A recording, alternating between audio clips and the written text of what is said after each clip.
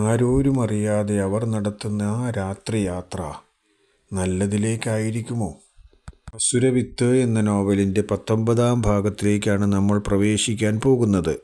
രചനയും അവതരണവും Emmanuel MP. ഏവരെയും ഈ ഓഡിയോ ആവിഷ്കാരത്തിലേക്ക് സ്നേഹപൂർവ്വം സ്വാഗതം ചെയ്യുന്നു. മുടക്കമില്ലാതെ കേൾക്കാനും വായിക്കാനും ചാനൽ സബ്സ്ക്രൈബ് ചെയ്യണേ. സ്ഥലം രജിസ്ട്രേഷന് പോയ റിൻസിയും കുടുംബാംഗങ്ങളും സബ് രജിസ്ട്രാറുടെ ഓഫീസ് തുറന്നപ്പോഴേക്കും ഗോണിക്കുപ്പയിൽ എത്തി. തങ്ങളുടെ ഊഴമാകാൻ അധികം താമസമില്ല എന്നാണ് അവർക്ക് അറിയാൻ കഴിഞ്ഞത്. അതുകൊണ്ട് അവരെല്ലാവരും ഓഫീസിലേക്ക് ചെന്ന് അതിന് പുറത്ത് കുറച്ച് സമയം കാത്തുനിന്നു. നാട്ടിൽ പോലും ഒരു ഓഫീസിലും പോയിട്ടില്ലാത്തതുകൊണ്ട് റിൻസിയെ സംബന്ധിച്ചിടത്തോളം അതൊരു പുതുമ തന്നെ ആയിരുന്നു. ആദ്യം അകത്തേക്ക് പോയത് ചെറിയാച്ചനാണ്. സമയമാകുമ്പോൾ വിളിക്കും എന്ന് പറഞ്ഞിട്ടാണ് അകത്തേക്ക് പോയത്. കുറേ സമയം കഴിഞ്ഞപ്പോൾ റിൻസിയോടും മറ്റും അകത്ത് കയറി ഇരുന്നു കൊള്ളാൻ പറഞ്ഞു. അകത്തേക്ക് കയറിയപ്പോഴാണ് ഓഫീസ് വ്യക്തമായി കണ്ടത്. നല്ല വൃത്തിയുള്ള ഓഫീസ്. 3-4 പേർ നിരന്നിരിക്കുന്നു. എല്ലാവരുടെയും മുൻപിൽ കമ്പ്യൂട്ടറുകൾ ഉണ്ട്. അതിന് കുറച്ച് അപ്പുറത്തായി ഒരു മുറിക്കുള്ളിൽ ഒരാൾ മാത്രമായി ഇരിക്കുന്നുണ്ട്. ഇത്രയുമാണ് അതിൻ്റെ ഏകദേശ സജ്ജീകരണം. ഒറ്റയ്ക്കിരിക്കുന്നയാളെ ശരിക്ക് കാണാൻ കഴിയുന്നില്ല. ബാക്കിയുള്ളവരെയൊക്കെ ഒരു വിധത്തിൽ ഒന്ന് നോക്കി. ഒരാളൊഴികെ എല്ലാവരും നല്ല പ്രായമുള്ളവരാണ്. അവരെയൊക്കെ അവൾ പരിഗണനാ ലിസ്റ്റിൽ നിന്നും ഒഴിവാക്കി. ആ ഒരാൾ നല്ല സുന്ദരനായ ചെറുപ്പക്കാരനാണ്. കണ്ടാൽ ഒന്നുകൂടി നോക്കാൻ തോന്നും. ഏതോ ഫയൽ പഠിച്ചുകൊണ്ടിരിക്കുകയാണെന്ന് തോന്നുന്നു. എവിടേക്കും നോക്കുന്നതേയില്ല. ഓഫീസിൽ വന്നിരിക്കുന്നവരെ ഒന്ന് നോക്കിക്കൂടെ? തലയുയർത്തി ഒന്ന് നോക്കിയിരുന്നെങ്കിൽ ആളെങ്ങനെയുണ്ടെന്ന് അറിയാമായിരുന്നു. തല ഉയർത്തി നോക്കിയില്ലെങ്കിലും ഒറ്റ കാഴ്ചയിൽ തന്നെയാണ് സുന്ദരനാണെന്ന കാര്യം ബോധ്യപ്പെട്ടത്. അവൾ ആശിച്ചതുപോലെ തന്നെ അല്പം കഴിഞ്ഞപ്പോൾ അയാൾ ഒന്ന് തലയുയർത്തി നോക്കി. അവളുടെ നേരെ ആയിരിക്കണം എന്നില്ല. എന്നാലും അവൾ അയാളെ കണ്ടു. ആള് കൊള്ളാം. റിൻസി ഉദ്ദേശിച്ചതുപോലെ തന്നെ നല്ല മിടുക്കനാണ്. നല്ല നിറവും കട്ടിമീശയും അല്പം നീണ്ട മുഖവുമുള്ള ഒരു സുന്ദരൻ. ഏതായാലും കുറച്ച് സമയം പോകാൻ ഇയാളെ നോക്കിയിരുന്നാൽ മതിയാകും എന്ന് അവൾക്ക് തോന്നി. ചെറിയാച്ചൻ കുറേ സമയമായി അയാളുടെ അടുത്ത് തന്നെയാണ് നിന്നിരുന്നത്. ചെറിയാച്ചന് സ്ഥലം വിൽക്കുന്നയാളും അവിടെ തന്നെ ഉണ്ടായിരുന്നു. ഓഫീസിലെ പ്രധാനപ്പെട്ട ഒരു ഉദ്യോഗസ്ഥനാണ് ആ സുന്ദരൻ എന്ന് തോന്നുന്നു. ചെറിയാച്ചന് സ്ഥലം വിൽക്കുന്നയാൾ ഒരു കുടകനാണ്. അയാളുടെ ഭാഷ ആ കൂട്ടത്തിൽ ചെന്നവർക്ക് ആർക്കും മനസ്സിലാകുന്നില്ല. അല്ലി ഇല്ലി എന്നൊക്കെ പറയുന്നത് കേട്ടു. ചെറിയാച്ചന് കുറച്ചെന്തൊക്കെയോ മനസ്സിലാകുന്നുണ്ടെന്ന് തോന്നുന്നു. അവിടെ വരുന്ന എല്ലാവരും തന്നെ പറയുന്നത് ആ ഭാഷയാണ്. അതെന്ത് ഭാഷയാണാവൂ? ലോകത്ത് എന്തെല്ലാം ഭാഷകളുണ്ട്. നമുക്ക് ആകെ മലയാളം മാത്രമേ അറിയൂ എന്ന് വിചാരിച്ച് ലോകത്ത് മലയാളം മാത്രമേ ഉള്ളൂ എന്ന് ധരിക്കാൻ കഴിയുമോ? അവർക്ക് ചായ വാങ്ങിക്കൊടുക്കാൻ വേണ്ടി ചെറിയാച്ചൻ ഇറങ്ങി വന്നു. കുറേ നേരമായില്ലേ ബോറടിച്ചിരിക്കുന്നു. ഇറങ്ങിയാൽ അതിന് കുറേ മാറ്റം വരും. ചെറിയാച്ചൻ്റെ കൂടെ നടക്കുമ്പോൾ റിൻസി ചോദിച്ചു, ഇവിടുത്തുകാർ പറയുന്ന ഭാഷ മലയാളമല്ലല്ലോ. അത് ഏത് ഭാഷയാണ്? അതിനെന്താണ് പേര്? ഞങ്ങൾക്കാർക്കും ഒന്നും മനസ്സിലായില്ല. അവിടെ ചിലർ പറയുന്നത് കേട്ടിട്ട് ഞങ്ങളെ വഴക്ക് പറഞ്ഞതാണോ എന്നുപോലും അറിയില്ല. ആ ഭാഷയാണ് മോളെ തുളു. ലിപിയില്ലാത്ത ഒരു ഭാഷയാണ്. അതായത് ആ ഭാഷയിൽ എഴുത്തില്ല, സംസാരം മാത്രം. അതിനുവേണ്ടി മാത്രമായി ഉപയോഗിക്കുന്ന ഒരു ഭാഷയാണ് തുളു. തെക്കൻ കർണാടകത്തിൽ മാത്രമാണ് കാര്യമായി ഈ ഭാഷ നിലനിൽക്കുന്നത്. പിന്നെ അവരാരും നിങ്ങളെ വഴക്ക് പറഞ്ഞതൊന്നും ആയിരിക്കില്ല. നിങ്ങളെ എന്തിനാണ് വഴക്ക് പറയുന്നത്? നിങ്ങൾ സ്ഥലം വാങ്ങാൻ വന്നവരല്ലേ. ആരുടെയും ആനുകൂല്യങ്ങൾ പറ്റാൻ വന്നവരൊന്നുമല്ലല്ലോ. നമ്മളോടൊരാൾ പറയുന്നത് നമുക്ക് മനസ്സിലായില്ലെങ്കിൽ നമുക്ക് എന്തു വേണമെങ്കിലും വിചാരിക്കാൻ മേലേ. അവർ നമ്മളോട് നല്ലത് പറയാൻ നമ്മുടെ സുഹൃത്തുക്കളല്ല. സ്നേഹപൂർവ്വം സംസാരിക്കാൻ നേരത്തെ പരിചയവുമില്ല. അപ്പോൾ ഞങ്ങൾ വിചാരിച്ചു, ഞങ്ങൾ അവിടെ കുറേ നേരമായി ഇരിക്കുന്നത് കണ്ടിട്ട് ഞങ്ങളോട് ദേഷ്യപ്പെട്ട് സംസാരിച്ചതായിരിക്കുമെന്ന്. അങ്ങനെയും ഒരു സാധ്യതയുണ്ടല്ലോ. ഇനി എന്തായാലും അധിക സമയം ഇരിക്കേണ്ട ആവശ്യമില്ല എന്നാണ് ആ ക്ലർക്ക് പറഞ്ഞത്. ഞാൻ നിന്നതിനടുത്ത് തന്നെ ഒരാൾ ഉണ്ടായിരുന്നില്ലേ? അയാൾ മലയാളിയാണ്. അയാൾ ഈ ഓഫീസിലെ ക്ലർക്കാണ്. അവൻ്റെ വീട്ടുകാർ കുറേ വർഷങ്ങളായി ഇവിടെ താമസിക്കുന്നതാണ്. അയാൾക്ക് മലയാളവും അറിയാം, കർണാടകവും ഇംഗ്ലീഷും അറിയാം. നല്ല സ്നേഹമുള്ളൊരു മനുഷ്യനാണ്. നന്നായി പെരുമാറാനും അറിയാം. റിൻസി മനസ്സിൽ വിചാരിച്ചു, സുന്ദരനും ആണെന്ന കാര്യം അപ്പൻ പറയുന്നില്ലല്ലോ. ഇതൊക്കെ താൻ കണക്ക് കൂട്ടിയതാണ്. അപ്പോൾ ആൾ മലയാളിയാണ്. കൊള്ളാമല്ലോ, ഒന്ന് പരിചയപ്പെടുത്തിയിരുന്നെങ്കിൽ. അപ്പച്ചന് അങ്ങനെ തോന്നുമോ ആവോ. ചായ കുടിച്ചു കഴിഞ്ഞ് അവർ വീണ്ടും ഓഫീസിലേക്ക് പോയി. കുറേ സമയം കൂടി അവിടെ കാത്തിരുന്നു. റിൻസി ആ സമയം മലയാളിയായ ക്ലർക്കിനെ നോക്കിയിരുന്നു. അതുകൊണ്ട് അവൾക്ക് സമയം പോയത് അറിഞ്ഞേയില്ല. കുറേ സമയം കൂടി കഴിഞ്ഞപ്പോഴേക്കും അവരുടെ സ്ഥലത്തിൻ്റെ ഡോക്യുമെൻ്റ് വിളിച്ചു. രജിസ്ട്രേഷൻ നടപടികൾക്കായി അവർ അടുത്ത മുറിയിലേക്ക് പോവുകയും ചെയ്തു. അവരുടെ സ്ഥലത്തിൻ്റെ രജിസ്ട്രേഷൻ കഴിഞ്ഞപ്പോഴേക്കും ഉച്ചയൂണിൻ്റെ സമയമായിരുന്നു. അവരെല്ലാവരും അടുത്തുള്ള ഒരു ഹോട്ടലിൽ കയറി ഉച്ചഭക്ഷണം കഴിച്ചതിന് ശേഷം ആണ് തോട്ടത്തിലേക്ക് പോയത്. ആദ്യ ദിവസം പോയതുപോലെ തന്നെ തോട്ടത്തിലെല്ലാം തന്നെ നടന്ന് കനകമ്മാളിനെയും കണ്ടു. അവരുടെ കൈകൊണ്ടുണ്ടാക്കിയ സീറ കഴിച്ച് ചായയും കുടിച്ച് 4 മണിയോടുകൂടി അവർ തിരിച്ചു പോന്നു. പിറ്റേ ദിവസം സ്കൂളിൽ ചെന്നിട്ട് ആദ്യമൊന്നും എലിസബത്തിനെ കണ്ടില്ല. അവൾ എന്തെങ്കിലുമൊക്കെ കനത്തിൽ പറയാൻ സാധ്യതയുണ്ടെന്ന് കരുതി തന്നെയാണ് പോയത്. ഇൻ്റർവെൽ സമയത്ത് എലിസബത്ത് അവളെ തേടി വന്നു. ഇന്നലെ എന്തു പണിയടി കാണിച്ചത്? നിനക്കും കൂടി വേണ്ടി ടിക്കറ്റ് ബുക്ക് ചെയ്തിട്ട് അവരോട് വാക്കും പറഞ്ഞിട്ട് നീ വരാതിരുന്നു. ഞങ്ങൾക്ക് വേണ്ടി ഗോണിക്കുപ്പയിൽ വാങ്ങിയ സ്ഥലത്തിൻ്റെ കാര്യം ഞാൻ പറഞ്ഞിരുന്നില്ലേ? അതിൻ്റെ രജിസ്ട്രേഷനായിരുന്നടി. പോകാതെ പറ്റില്ലായിരുന്നു. നിൻ്റെ ഒരു സ്ഥലം മേടിക്കൽ. നീ ചെന്നില്ലെങ്കിലും രജിസ്ട്രേഷനുണ്ടോ നടക്കുമായിരുന്നുള്ളൂ. രജിസ്ട്രേഷന് നമ്മൾ വേണമെന്ന് ഒരു നിർബന്ധവുമില്ല. നിൻ്റെ അപ്പച്ചൻ വെറുതെ കെണി വെച്ചതാ. നീ ആ കെണിയിൽ വീഴുകയും ചെയ്തു. ഏതായാലും പോയത് പോട്ടെ, ഇനി അടുത്തതിന് ചെയ്യാൻ സാധിക്കും.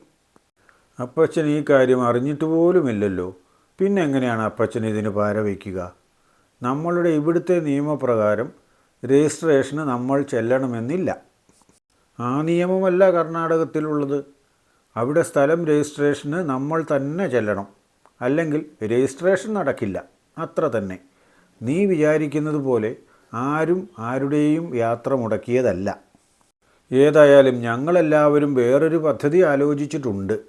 വെള്ളിയാഴ്ച വൈകുന്നേരം ഞങ്ങൾ ഇവിടെ നിന്ന് പോകും. ശനിയും ഞായറും അടിച്ചു പൊളിച്ച് തിങ്കളാഴ്ചയോടുകൂടി തിരിച്ചു വരും. ഒരു ചെറിയ ടൂർ തന്നെ എന്ന് വിചാരിച്ചു.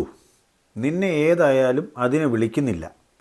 അതുകൊണ്ട് ഞങ്ങൾ പോകുന്ന സ്ഥലവും നിന്നോട് പറയുന്നില്ല. ഞങ്ങൾ പോകുന്നു എന്നത് മാത്രം നീ അറിഞ്ഞാൽ മതി. അതുപോലും ഞാൻ നിന്നോട് മാത്രമേ പറയുന്നുള്ളൂ. ആരൊക്കെയാണ് ഈ ഞങ്ങൾ എന്ന് പറയാമോ? അതും മനസ്സുണ്ടെങ്കിൽ പറഞ്ഞാൽ മതി. എനിക്ക് വലിയ നിർബന്ധമൊന്നുമില്ല അറിയണമെന്ന്. പോകുന്ന സ്ഥലം നിന്നോട് പറയാത്ത സ്ഥിതിക്ക് കൂടെയുള്ളവരുടെ കാര്യവും പറയുന്നില്ല. ഒരു കാര്യം പറഞ്ഞേക്കാം. ഇവിടെ നമ്മുടെ കൂടെ പഠിക്കുന്നവർ തന്നെയാണ് നമ്മുടെ കൂടെയുള്ളത്. 2 ആൺകുട്ടികളും 2 പെൺകുട്ടികളും, അത്രമാത്രം. നീ സിനിമയ്ക്ക് വരികയായിരുന്നെങ്കിൽ അതിലൊരാൾ ചിലപ്പോൾ നിന്നെ ആയിരിക്കും സെലക്ട് ചെയ്യുക. നീ വന്നില്ലല്ലോ. അതുകൊണ്ട് ഇനി അടുത്ത പ്രാവശ്യത്തേക്ക് നിൻ്റെ കാര്യം വേണമെങ്കിൽ പരിഗണിക്കാം. നീ എന്തൊക്കെ പറഞ്ഞാലും ശരി, അവധി ദിവസങ്ങളിൽ ഉള്ള ഒരു ഇടപാടിനും ഞാൻ വരില്ല. വീട്ടുകാരെ ഒളിച്ച് അവിടെയും ഇവിടെയും പോയി അപകടങ്ങൾ വരുത്തി വയ്ക്കാനൊന്നും ഞാൻ തയ്യാറല്ല. മാത്രവുമല്ല, എൻ്റെ അപ്പച്ചനെ അറിയുന്ന ആളുകൾ ഈ പ്രദേശങ്ങളിലെല്ലാം ധാരാളമുണ്ട് താനും. അപ്പച്ചൻ മുഖാന്തരം എന്നെയും അറിയും. അതുകൊണ്ട് നമ്മൾ സമൂഹത്തെ കുറച്ച് ഭയപ്പെടണം. എന്നെ സംബന്ധിച്ച് എൻ്റെ ചിന്താഗതി പ്രകാരം ഞാൻ അല്പം സമൂഹത്തെ ഭയപ്പെടുന്നതാണ്. അത് കുറച്ചുള്ള സുഖമൊക്കെ മതി എനിക്ക്. അങ്ങനെ നോക്കുമ്പോൾ നമ്മളുടെ ചിന്തകൾ രണ്ടും വിപരീത ധ്രുവങ്ങളിലാണ്. നീ ഞങ്ങളുടെ കാര്യത്തിന് പാര പണിയല്ലേ പെണ്ണേ. ഇക്കാര്യത്തിൽ നിന്റെ പുരോഗതി ഇപ്പോൾ ഒരുമാതിരി ഞണ്ടിൻ്റെ പോലെയാണല്ലോ. പിന്നോട്ടാണല്ലോ പോകുന്നത്. കുറേ ദിവസങ്ങൾ കൊണ്ട് നീ ഒന്ന് മെച്ചപ്പെട്ടു. സിനിമയ്ക്ക് വരാമെന്ന് പറഞ്ഞതാണ്. ഇപ്പോൾ അത് പിന്നിലേക്ക് പോയല്ലോ. ആരാടി നിന്നെ പിന്നോക്കം കൊണ്ടുപോകുന്നത്? ആൻസി ആയിരിക്കും. അവൾക്ക് ജീവിതത്തിൽ ആകെ ഒരു ലക്ഷ്യം പഠിക്കണമെന്ന് മാത്രമേ ഉള്ളല്ലോ. അവൾക്ക് പഠിച്ചാൽ പോരെ? അതിന് മറ്റുള്ളവരെ എല്ലാവരെയും നിർബന്ധിക്കണോ? എന്ത് ചെയ്യുമെന്ന് പറ.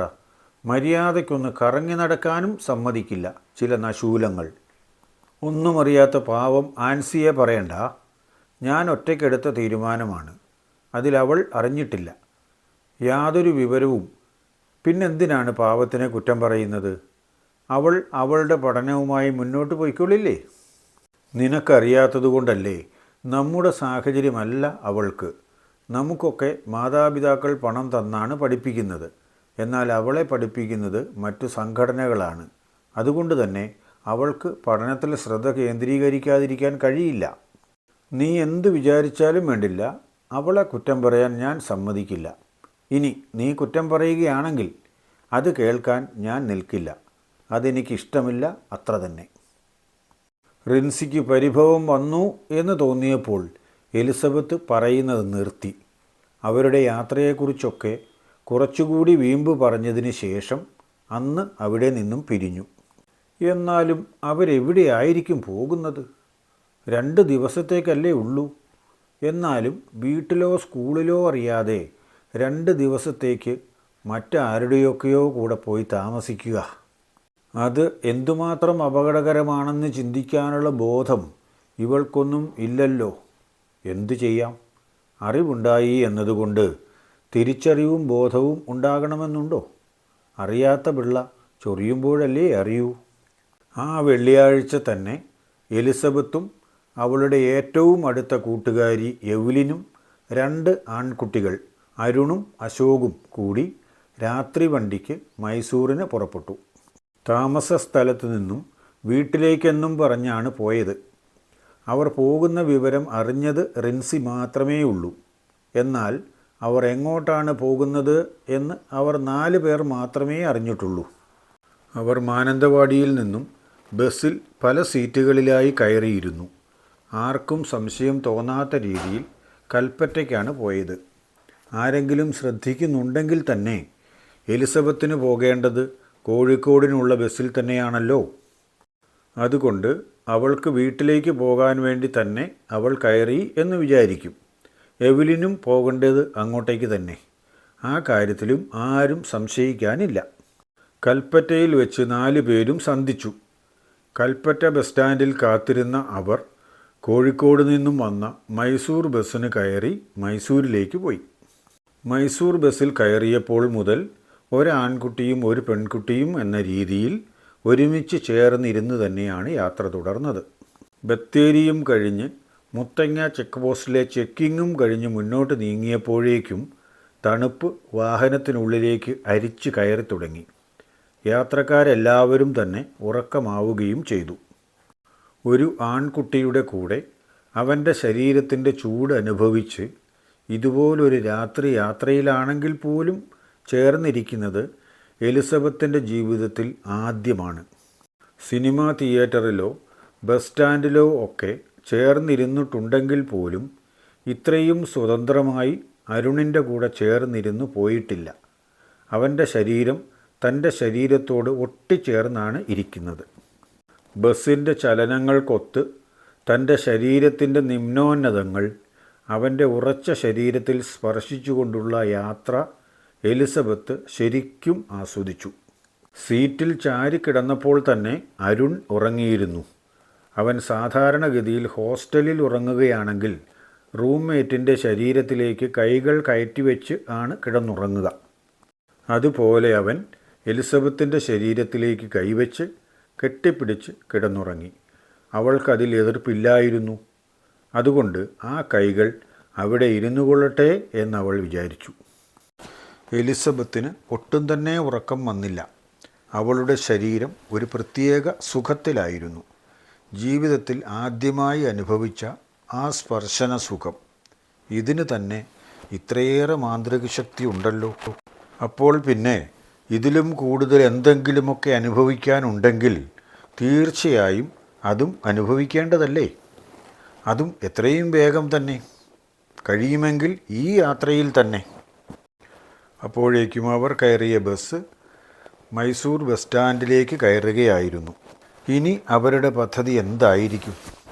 ഏത് രീതിയിലായിരിക്കും 2 ദിവസങ്ങൾ അവർ അടിപൊളിയാക്കുക? ആരെങ്കിലും അവരെ കണ്ടുപിടിക്കുമോ? കഥ വായിക്കുകയും കേൾക്കുകയും ചെയ്യുമ്പോൾ നിങ്ങൾക്ക് തോന്നുന്ന അഭിപ്രായങ്ങളും നിർദ്ദേശങ്ങളും കമൻ്റായി രേഖപ്പെടുത്തണേ.